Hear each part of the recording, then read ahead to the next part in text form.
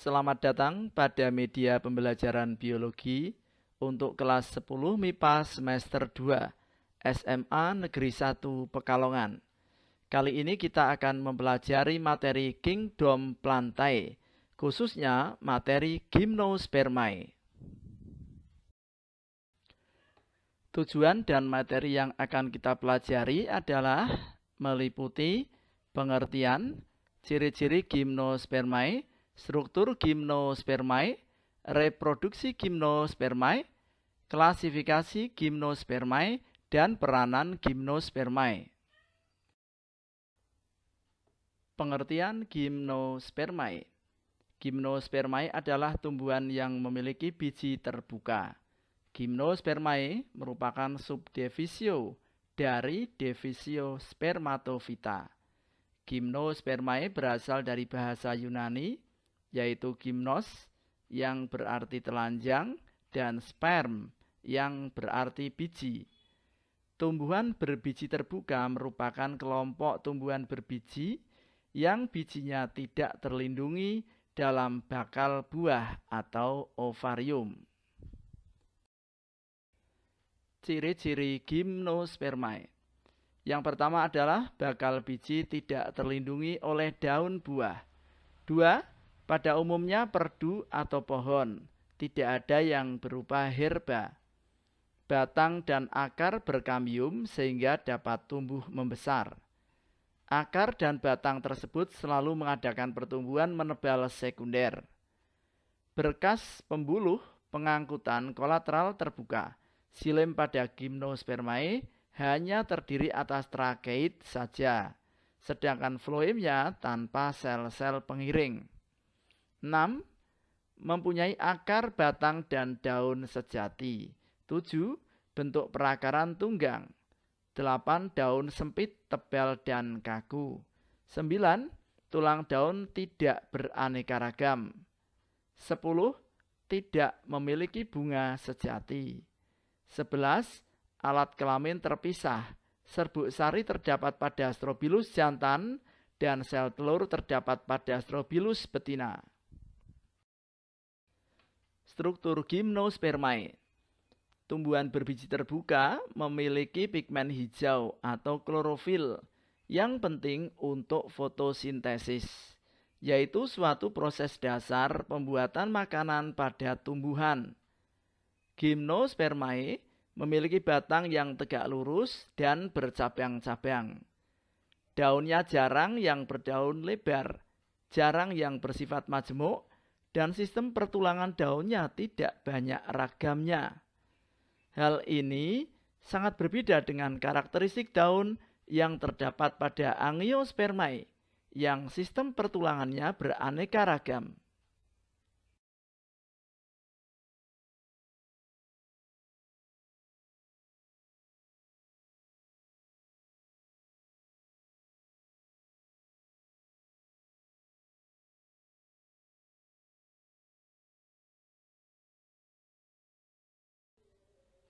Reproduksi Gymnospermae. Organ reproduksi pada Gymnospermae disebut konus atau runjung atau strobilus. Gymnospermae tidak memiliki bunga. Sporofil terpisah-pisah atau membentuk strobilus jantan dan betina. Makrosporofil dan makrosporangium menempel pada strobilus betina. Letak makrosporofil dan mikrosporofil terpisah.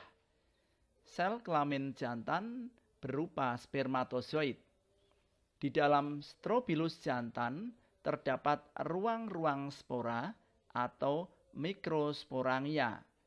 Pada mikrosporangia, sel-sel akan membelah secara meiosis dan menghasilkan spora jantan atau mikrospora. Mikrospora selanjutnya berkembang membentuk serbuk sari. Pada strobilus betina terdapat banyak archegonium. Pada tiap-tiap archegonium terdapat satu sel induk lembaga yang bermeiosis membentuk 4 sel yang haploid. 3 sel mati dan 1 sel hidup sebagai sel telur. Archegonium ini bermuara pada satu ruang archegonium. Perhatikan gambar di samping yang menunjukkan Strobilus jantan dan Strobilus betina.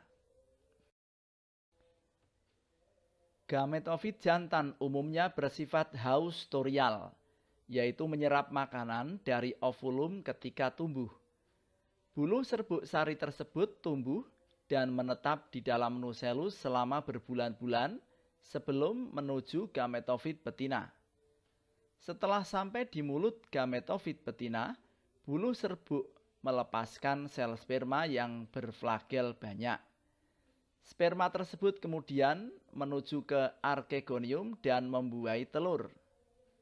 Penyerbukan yang terjadi pada tumbuhan berbiji terbuka selalu dengan cara anemogami atau penyerbukan dengan bantuan angin. Serbuk sari jatuh langsung pada bakal biji. Selang waktu antara penyerbukan sampai pembuahan relatif panjang. Pembuahan yang terjadi pada gimnospermae disebut pembuahan tunggal. Artinya, setiap inti generatif melebur dengan inti sel telur. Berikut ini adalah gambar yang menunjukkan proses reproduksi pada gimnospermae. Klasifikasi gimnospermae. Gimnospermae terbagi menjadi 4 kelas, yaitu kelas Gingoinae, kelas Cicadinae, kelas Coniferinae, dan kelas Gnetinae. Kelas Gingoinae. Spesies yang masih ada ialah Ginkgo biloba atau tumbuhan ginkgo. Tumbuhan ginkgo berasal dari Cina. Tumbuhan ginkgo berupa pohon besar yang mana ketinggiannya bisa mencapai lebih dari 30 meter. Daunnya bertangkai panjang serta lebar menyerupai kipas dengan belahan yang berlekuk pada bagian dalam. Tulang daun menggarpu. Tumbuhan ginkgo berumah dua atau alat kelamin jantan serta betina tidak berada dalam satu pohon. Tumbuhan ini mempunyai biji yang berkulit keras, berwarna kuning, berukuran kira-kira sebesar kelereng, serta mempunyai aroma yang tidak enak. Pada bijinya terdapat kulit yang keras dan berdaging yang biasanya dimanfaatkan sebagai obat asma, mengatur tekanan darah, serta bisa dijadikan suplemen makanan.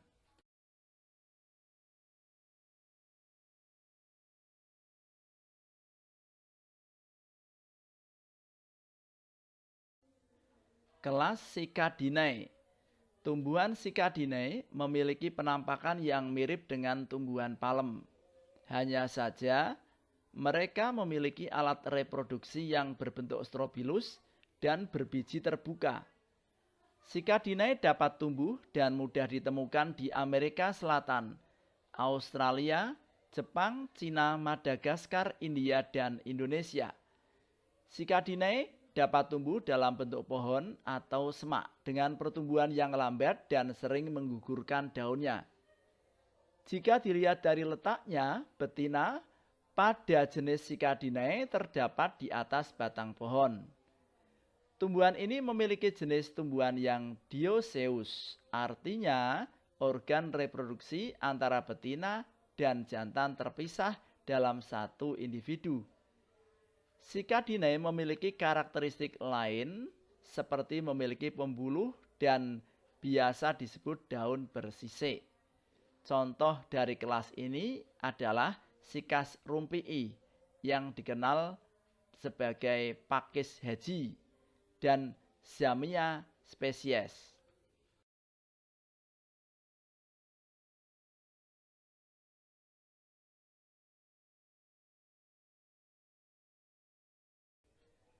Kelas Coniferinae.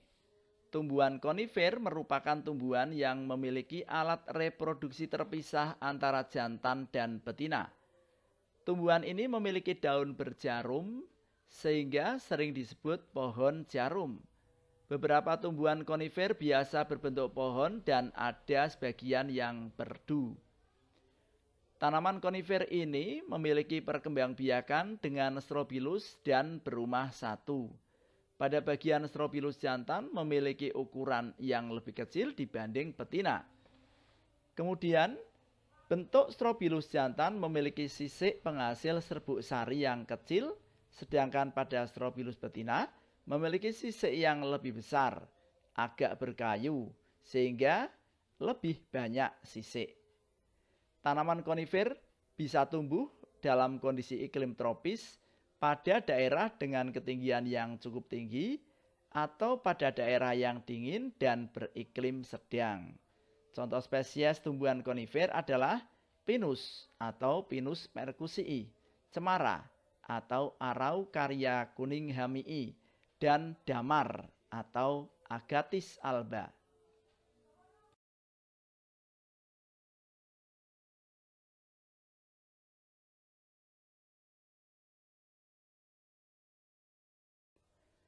Kelas Gnetinae.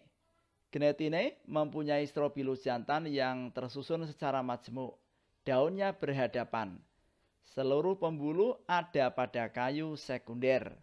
Alat kelaminnya ada pada satu pohon atau berumah satu. Namun letak bunga jantan dan bunga betina terpisah. Bijinya berbentuk bulat telur serta biasanya akan berubah menjadi merah setelah masak. Bagian daun muda, biji, dan bunga melinjo bisa dimanfaatkan sebagai sayur. Bijinya juga bisa dijadikan kerupuk emping. Kulit kayunya dapat dimanfaatkan sebagai bahan kertas. Contoh spesiesnya adalah Gnetum gnemon atau melinjo atau so.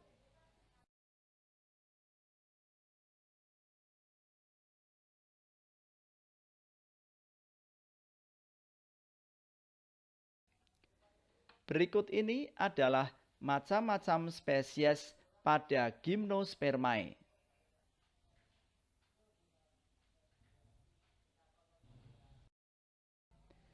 Peranan Gymnospermae. Gymnospermae yang sering dimanfaatkan dalam kehidupan sehari-hari yaitu 1. Kayu atau bahan bangunan, misalnya pinus, cemara, damar, pakis yaji, dan sebagainya. 2. Pembuatan kertas dan korek api, misalnya pinus.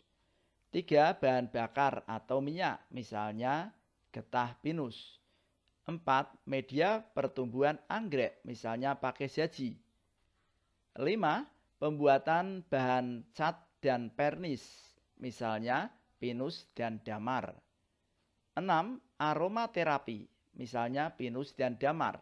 7. Obat-obatan, misalnya ginkgo dan damar. 8. Hiasan atau souvenir, misalnya strobilus pinus, batang pakis, dan sebagainya. 9. Produk makanan atau sayur atau emping, misalnya Gnetum gnemon. 10. Sebagai tanaman hias, misalnya Sikas rumpii dan Siamia.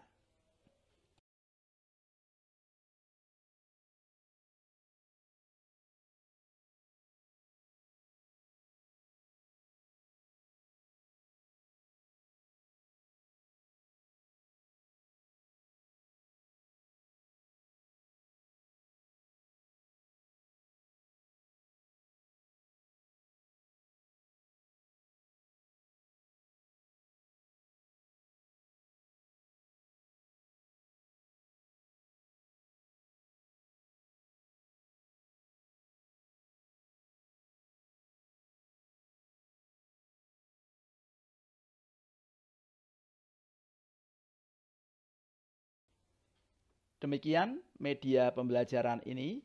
Semoga media yang sederhana ini dapat membantu peserta didik untuk memahami materi Gymnospermae atau tumbuhan berbiji terbuka. Selamat belajar!